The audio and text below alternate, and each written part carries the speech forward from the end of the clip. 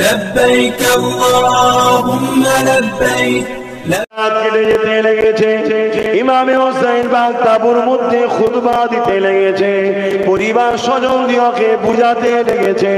তাহাজ্জুদে নওয়াজে যায়, নামাজ পড়ে নিয়ে তাহাজ্জুদে কোরআন তেলাওয়াত করতে লেগেছে।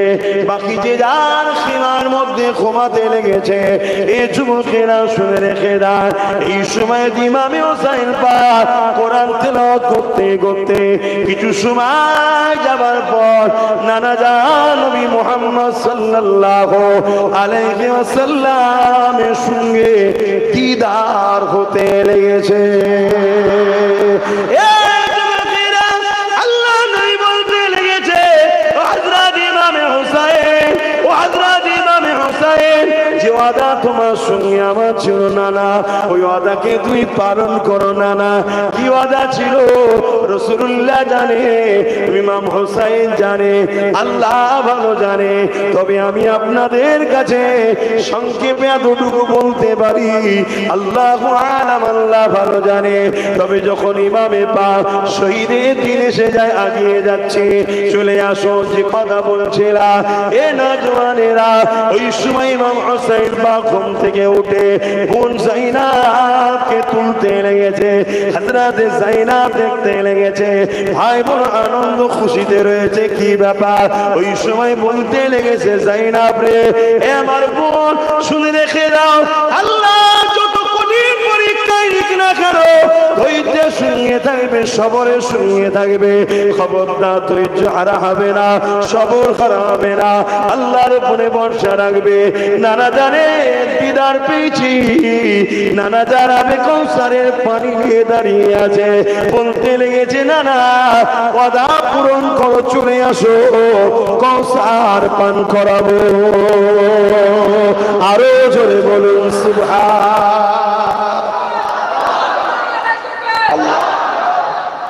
এর পিছনে বহুত বড় রহস্য আছে ভাই। আম সমাজে রহস্য উদ্ঘাটন করতে গেলে উদ্ঘাটন করা যায়, আবার সব কাঠি দিবার বক্তার তো অভাব নেই না। কেন একটা সময় পড়ার আগে তা আমিও আম ছিলাম নাকি, শিক্ষার আগে, এখনো আম মানুষ, সেটা বলছিলাম, কিন্তু শিখতে তো হবে, জানতে তো হবে। শহীদ একটা বড় নিয়ামত, তাই তো নাকি? আমি সংক্ষেপে শুধু এতটুকু টাচ দেবো, ধরে লিখতে। শহীদ একটা নিয়ামত তো নাকি?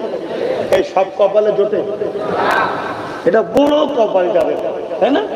আল্লাহ যাদেরকে খুব বড় কপাল দেয়, তাদেরকে এই মাকামটা আল্লাহ গিফট করে, শহীদ। জোরে বলুন সুবহানাল্লাহ। যেমন হযরতে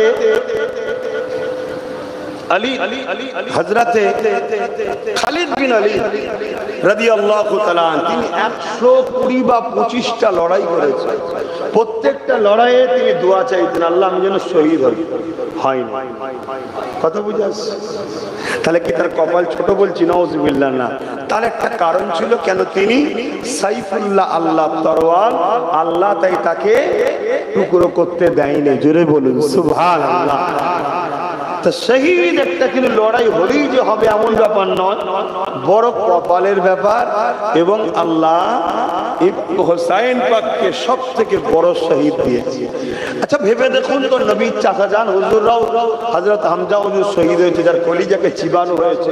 ভাই অতটা আলোচনা হয়? হামজা হুজুরের অতটা আলোচনা হয়? আর আলোচনা হলো হোসাইন হুজুরের আলোচনা যেভাবে হয় ওইভাবে হয় কি?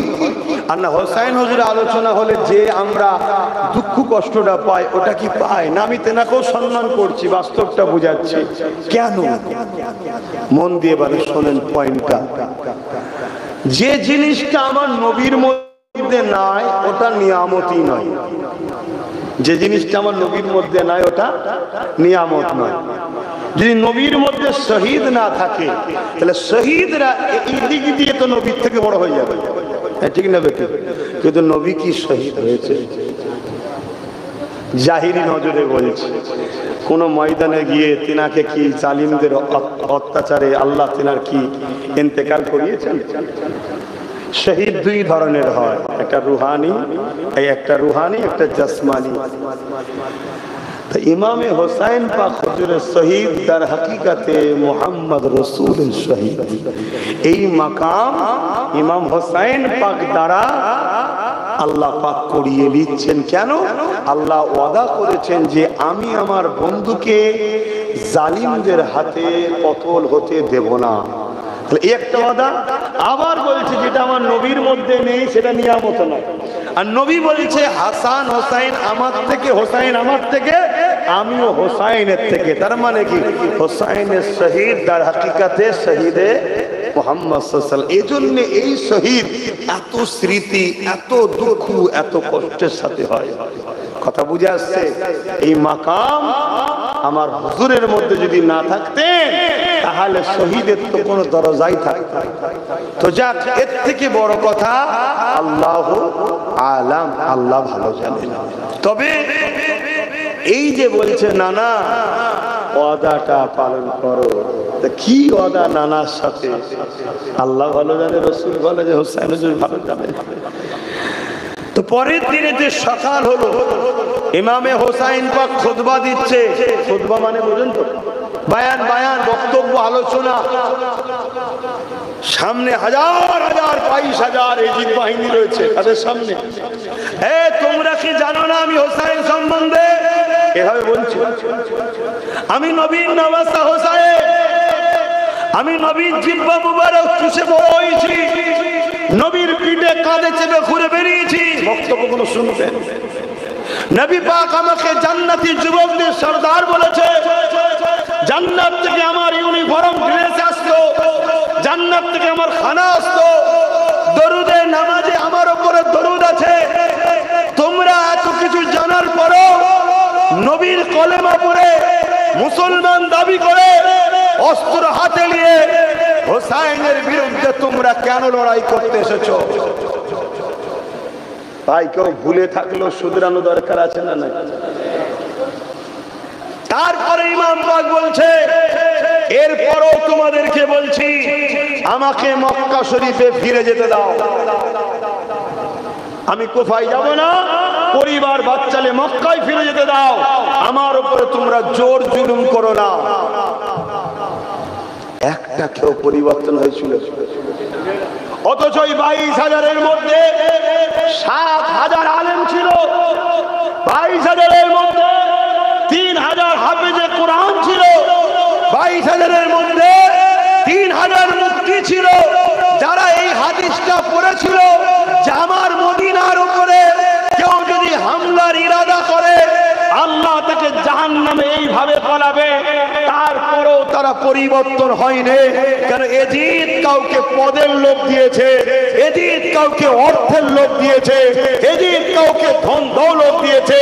তাই সামনে হোসাইনের বক্তব্য শোনার পরও পরিবর্তন হয়নি, পরিবর্তন হয়নি।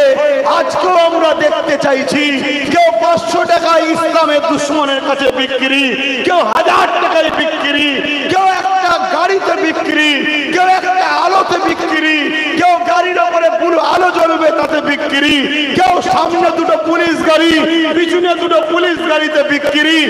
একবারও এরা পরিবর্তন হতে চাইছে না। এরা ভাবছে না যে আমার মসজিদের দুশ্মনীরা, মাদ্রাসার দুশ্মনীরা, কবরের দুশ্মনীরা, খানকার দুশ্মনীরা, কোরআনের দুশ্মনীরা। একবারও এদের মধ্যে কোনো সচেতন নাই। এত করে জলসা করে উলামারা বুঝাচ্ছে, হাক্কানি আলেমরা বুঝাচ্ছে, এরপরও পরিবর্তন হচ্ছে না। কেন হচ্ছে না?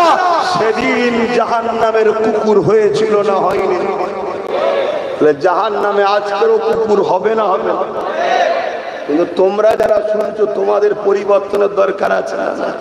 হাত তুলে বলো পরিবর্তন হবে না? হবে না? হাত লম্বা করে বলো পরিবর্তন হবে না? হবে না? তাহলে আমার সঙ্গে আওয়াজ দাও। ওয়াকাবের দুশমন যারা, বলো ওয়াকাবের দুশমন যারা, আমাদের দুশমন তারা। ওয়াকাবের দুশমন যারা, আমাদের দুশমন তারা। ওয়াকাবকে আমরা মিটাতে দেব না, ঠিক না বেটি? সে যদি কেন্দ্র সরকার হয় তার বিরুদ্ধে লড়াই হবে। আর কেউ যদি বলে আমার বাংলায় ওয়াকাব আন্দোলন করা যাবে না, সে আমাদের দুশমন, তার বিরুদ্ধে লড়াই হবে। রাজি নেই?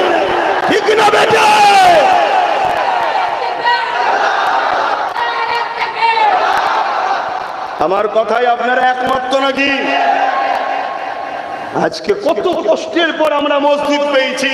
আরে 7,000 আলেম ছিল, 3,000 মুফতি ছিল, 7,000 কোরআনের হাফেজ ছিল এজিদের দলে। আজকের আলেমদের মধ্যে এজিদের দলে থাকতে পারে না? পারে না। আজকের মুফতি মাওলানা এজিদ আজকের এজিদদের সঙ্গে থাকতে পারে না? পারে না। তুমি মৌলী সাহেব দেখলে হবে, আলেম দেখলে হবে, ধর্মগুরু বক্তা মুফতি মাওলানা দেখলে হবে? তোমাকে দেখতে হবে এ সেদিনের এজিদ মার্কা আলেম উলামা নাই তো।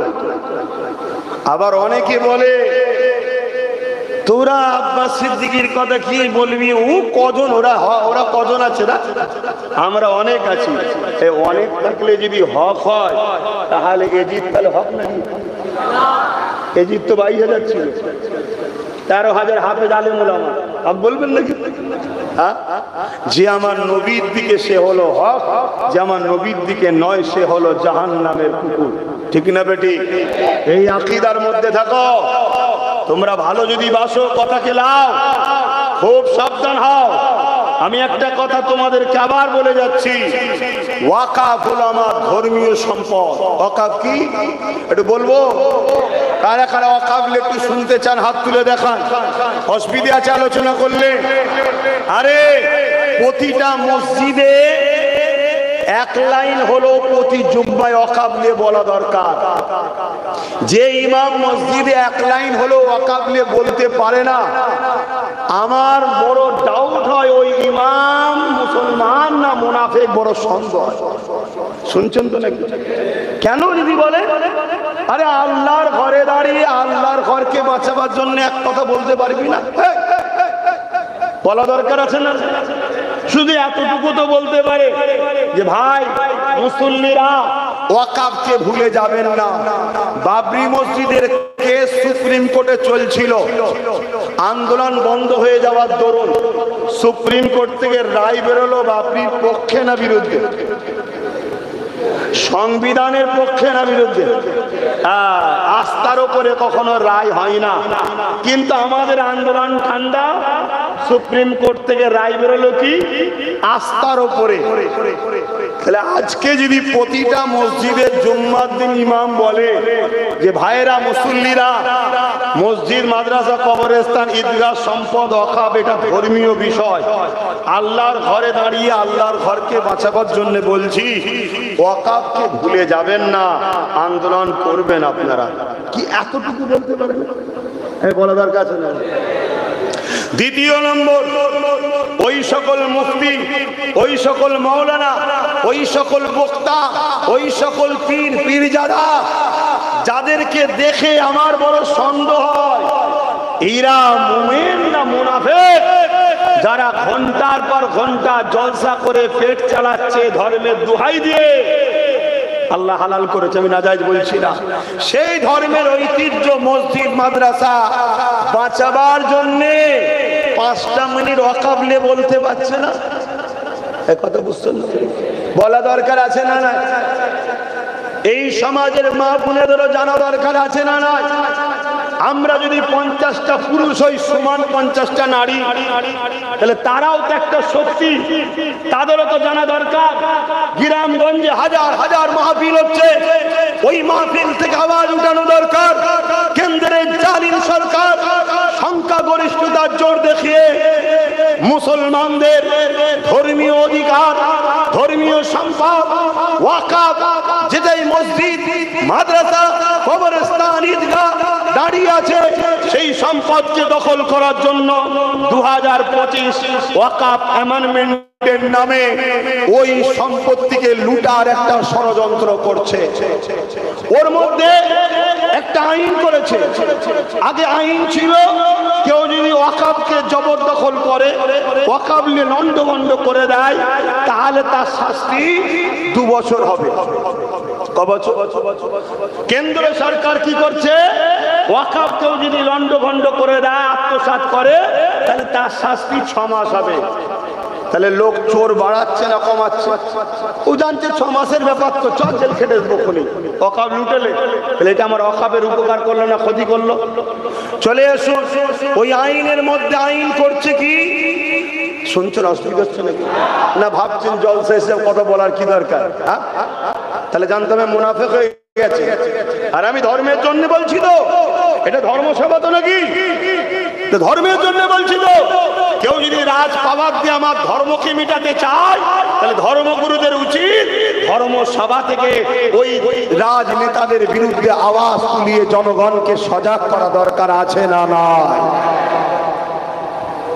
তো কেন্দ্র সরকার আইন করছে কি, যে ওয়াকাফ যদি কেউ 12 বছর দখল করে রাখে, আগে আইন ছিল 12 বছর দখল করে রাখলে অন্য কেউ যদি সে যদি ওয়াকাফ কমিটি যদি চায় ওই সম্পদকে ফিরিয়ে নেব, যে দখল করে রেখেছে তাকে উচ্ছেদ করে দিয়ে ওই সম্পদ ওয়াকাফ দখল করে নিতে পারবে।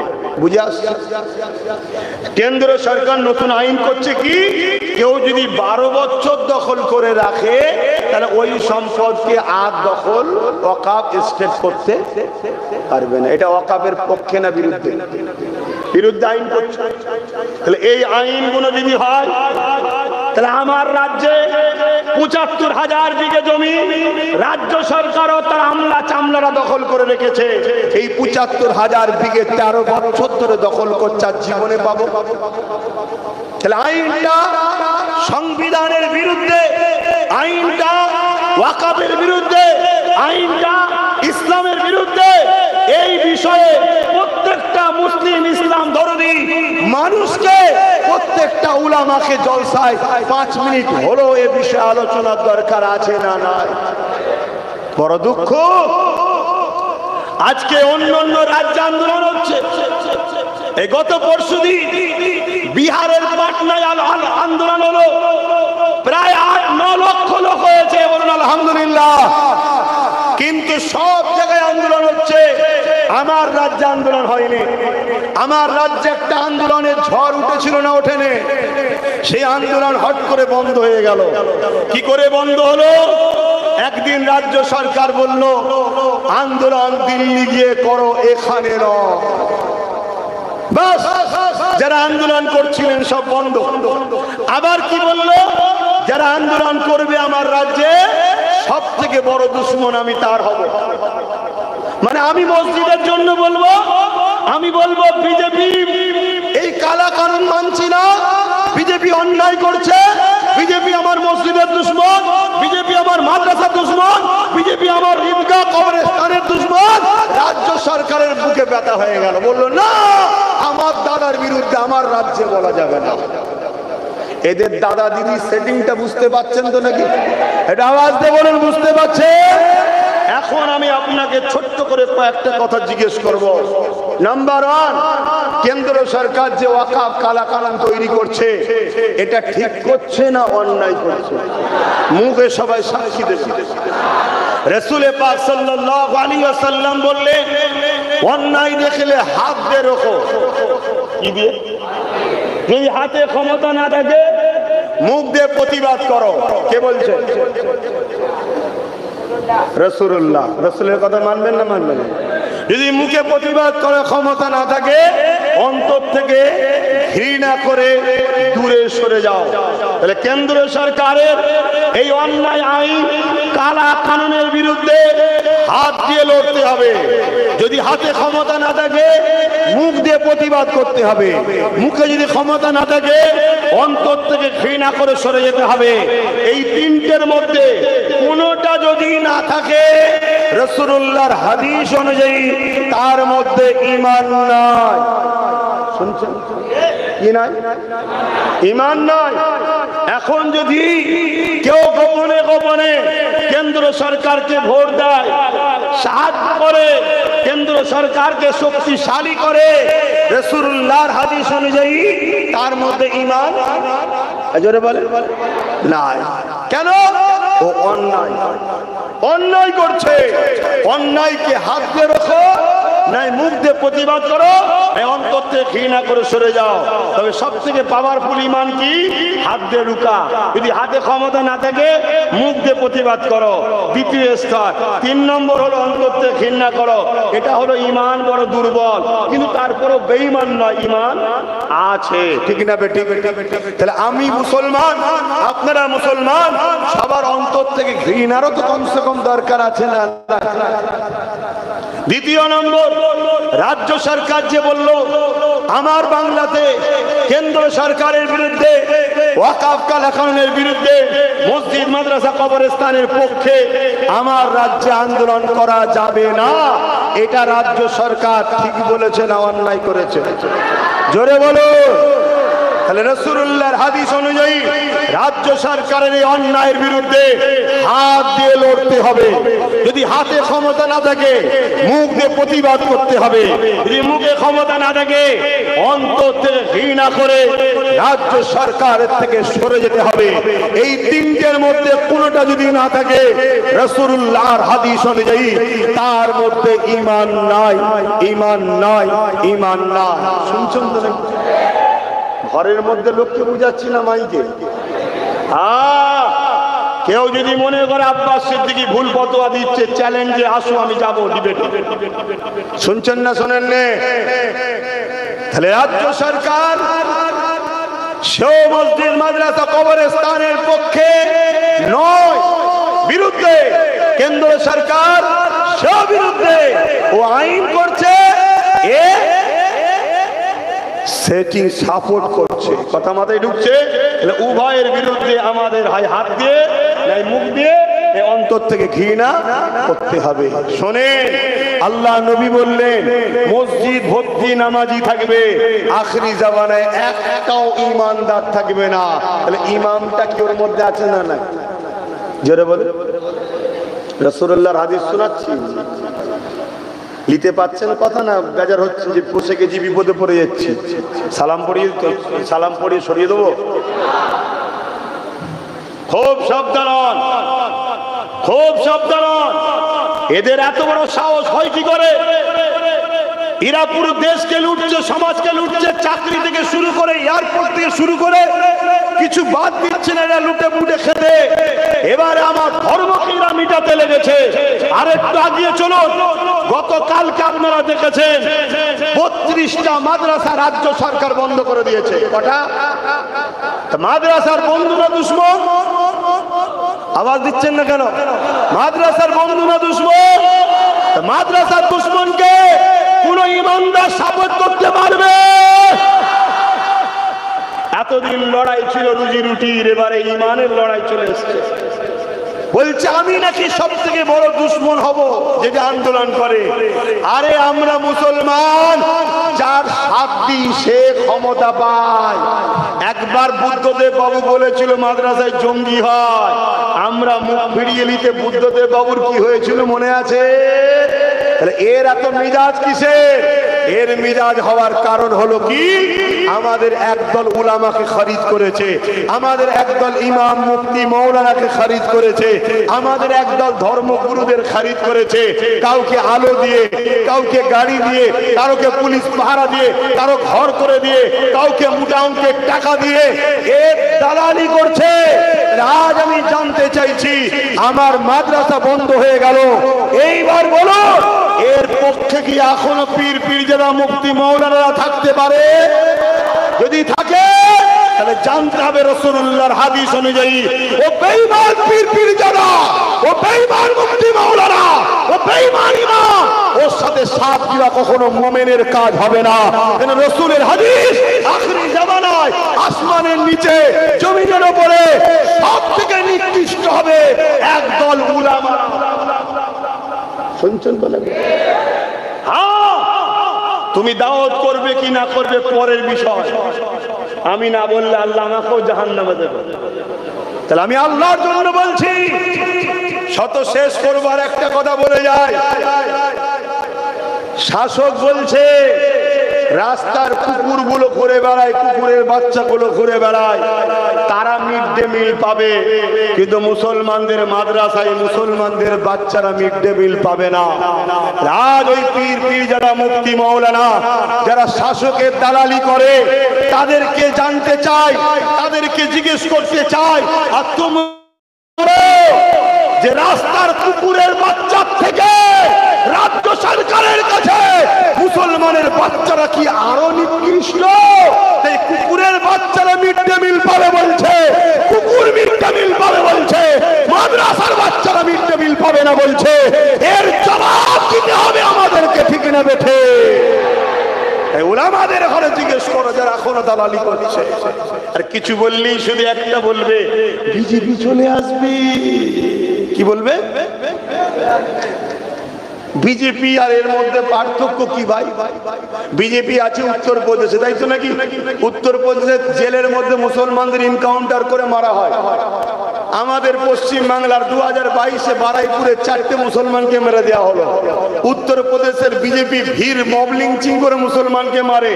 আমার বাংলাতে 3 জন মুসলমানকে 22-23 জন মিলে চুপচাপ করে বেলগেচিয়েতে পিটলো। উত্তরপ্রদেশে হিজাব থাকলে হিজাব নিয়ে টানাটানি হয়। আমার রাজ্য তো হিজাব খুলে দেওয়া হচ্ছে না, হয়নি। হিজাবের জন্য পরীক্ষায় বসতে পারছে না, পারেনি। উত্তরপ্রদেশের মুসলমানদের ঘরে পুলিশ মারে। আমার রাজ্যের পুলিশ আনিস খান আবু সিদ্দিককে মারলো না। উত্তরপ্রদেশে রেপ হয়, আমার রাজ্যে রেপ হয় না। উত্তরপ্রদেশে মসজিদ ভাঙে, আমার রাজ্যের কলিকাতাতেও মসজিদের তালা মারা হয়েছে। আমার রাজ্যের 32টা মাদ্রাসাকে বন্ধ করে দেওয়া হয়েছে। আমার রাজ্যের সামনে মাসে 150 মাদ্রাসাকে বন্ধ করার হুমকি দিয়েছে। উত্তরপ্রদেশে কি হয়? উত্তরপ্রদেশে আর কি হয় বলো, যেটা আমার রাজ্যে হয় না বলো? আরে এরা দুজন একজনেরই কাজ করছে, সেটা হলো আরএসএস। শুনছেন তো? এরা দুজন একজনেরই কাজ করছে, সেটাকে বিজেপি আরএসএস এর প্রোডাক্ট বিক্রি করছে, এও আরএসএস এর প্রোডাক্ট বিক্রি করছে। ও প্রকাশ্য করছে আর এ একটু মুসলিম দরদি সেজে করছে। উত্তরপ্রদেশে মুসলমানকে মারছে হিন্দু সম্প্রদায় দাবিদারের লোকেরা, ঠিক তো নাকি? আমি পুরো হিন্দু বলবো না, কারণ হিন্দু ধর্ম অশান্তি শিখায়নি, কারো ধর্মের উপরে আঘাত দিয়ে কথা বলার অধিকার ইসলাম আমাকে দেয়নি। কিন্তু তারা হিন্দু ঘরে জন্ম নিয়েছে, সেই ছেলেরা উত্তরপ্রদেশে মুসলমানদের ঘরে মারছে। আর আমার রাজ্যে মুসলমানকে মারছে কারা? মুসলমানরা। বলো কোনটা বেশি দুঃখ? বলো কোনটা বেশি দুঃখ?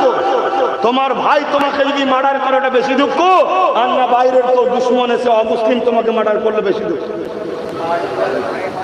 কথা মাথায় ঢুকছে। অনেক ভয়ঙ্কর খেলা, মনে রাখবে। উত্তরপ্রদেশে বিজেপি, আসামে বিজেপি, তারা আমাদের জানের উপরে হামলা করছে, অন্যায় করছে, সংবিধান বিরোধী করছে। কিন্তু আমার রাজ্য সরকার আমাদেরকে বড় প্ল্যান করে একেবারে বেঈমান কাফের বানাতে চাইছে। তার প্রমাণ হলো দীঘায় জগন্নাথ মন্দিরের প্রসাদ রেশনের মাধ্যম দিয়ে মানুষকে খাওয়াতে চাইছে। মানুষ ভাববে একটা মিষ্টি, একটা লাড্ডু, আরে ওটা সেরেক যুক্ত মিষ্টি। সেরেক যেখানে হয় সেই জিনিস খাওয়া মুজাদ্দেদ জামান ওসিয়তনামার মধ্যে লিখেছে, তাতে হারাম, কাফের হয়ে যাবে। রাজ্য সরকার বড় প্ল্যান করে আমাদেরকে কাফের বানাচ্ছে। যারা আমাদেরকে কাফের বানাতে চায়, আল্লাহ নবী থেকে সরাতে চায়, তারা আমাদের বন্ধু না দুশমন? হাত তুলে বলো, বন্ধু না দুশমন? বন্ধু না দুশমন? বন্ধু না দুশমন? তাই কেন্দ্র সরকার যেমন আমাদের প্রকাশ্য দুশমন, রাজ্য সরকার আমাদের বন্ধু সেজে দুশমন, ঠিক না বেঠে? যারা বলো ঠিক না বেঠে? অতএব দুশমনকে কখনো করে আমাদের আগামী দিন যাবে না, ঠিক না বেটে? তাতে সামনে যদি কোনো পীর আসে তার বিরুদ্ধে লড়াই হবে, পীরজাদা আসে বিরুদ্ধে লড়াই হবে, আলেম মুফতি আসে বিরুদ্ধে লড়াই হবে। যেই হোক, তুই ধর্মগুরু, ধর্মকে বাঁচাবার জন্য তোর কথা নেই, ইসলামের দুশ্মনের জন্য তুই দালালি করছিস কেন? খুব শিগগির একটা শেষ কথা বলি। গত পরশুদিন গোপনে একটা মিটিং হয়েছে আমার রাজ্য সরকারের সঙ্গে। 3 জন মুসলিম রেহনুমা, দরদি, লিডার তারা কেমন মুসলিম লিডার জানে নাকি? তিনজন। কি আলোচনা হয়েছে সংক্ষেপে একটু বলছি, যেটা সোশ্যাল মিডিয়া থেকে পাওয়া যাচ্ছে। কি তারা আলোচনা করেছে যে আপনি যে ওয়াকফ আন্দোলনের বিরোধী করলেন, এটা মুসলমানদের দিলে লেগেছে। সত্যি লেগেছে? কথা বলো। লাখো লাখো ভাই যারা টিএমসি করতো তাদেরও দিলে লেগে গেছে। আমি ভুল বলছি? আরে যাদের ন্যূনতম ঈমান আছে হয়তো এই দল করতো, আরে করতো করতো, ভালো লেগেছে করেছে, ঠিক না বেটি? রুজি রুটির লড়াই ছিল আলাদা বিষয়, ওখানে গুনাহ হতো, ঈমান যাওয়ার তো ব্যাপার নয়। কিন্তু ধর্মের উপরে যে আঘাত দিয়েছে লাখো লাখো টিএমসি যারা করতো তাদেরও মনে আঘাত হয়েছে না? হয়নি? যে হারা আমরা লড়াই করে আনলাম, আমরা জেল কাটলাম, আমরা ভাইকে খুন করলাম, ভাইকে মারলাম, ভাইয়ের নামে মিথ্যা কেস দিলাম, দাদা পীরের আওলাদ পীর খানদান সবকে গাল দিলাম, সব কিছু করে ক্ষমতায় তোকে বসালাম, আমরা তো কিছুই পেলাম না। আর তুই ক্ষমতায় এসে বলছিস মসজিদ মাদ্রাসার পক্ষে কথা বলা যাবে না রাজ্যে? এটা আঘাত দিয়েছে না দেয়নি? তো ওর শাসকের দালাল কিছু মোল্লা হিসেবে আছে তো নাকি? তারা সব সার্ভে করেছে, সার্ভে করে, আরে মুসলমান মুসলমানের সঙ্গে কথা বললে উত্তর পাওয়া যাবে, সার্ভে করে দেখেছে যে এটা মুসলমান খুব খারাপ ভাবে নিয়েছে, তাই শাসক